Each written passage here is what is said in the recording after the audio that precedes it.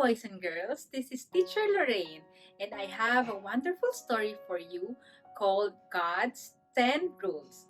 Today's memory verse is from Exodus chapter 19, verse 8, and it says, "We will do everything that the Lord has said." The message for today's story is we thank God for showing us how to live. Do you have some rules in your house? Rules like not eating between meals or putting your toys away? Rules help us and they help the Israelites too. The Israelites were still in the desert. It had been 3 months since they left Egypt. They were camped beside a mountain when God told Moses he had something very important he wanted to tell his people. God promised Moses that if the Israelites would follow his directions, they would live happier and healthier lives. He would bless them, and the people in other nations would see how much God loved them, and they would want to know about God too. The people promised, "We will do everything that the Lord had said." Moses was to tell the people that God wanted to talk with them. He was to have them get ready to meet with God. So the people washed their clothes and they made sure that they were clean too, even behind their ears. Then the people fasted, which means they didn't eat any food, but they drank water instead, and they prayed. 3 days later, God came to the top of the mountain in a cloud of thunder and lightning. The people heard loud trumpet blasts, and they saw the mountains shake, and they were afraid. But God didn't want the Israelites to be afraid. He loved them. He spoke directly to them and told them about the 10 special rules He wanted them to live by. We call those rules the 10 Commandments. Do you know them? Let's learn about them. Number 1, love God the most and don't love things or people more than God.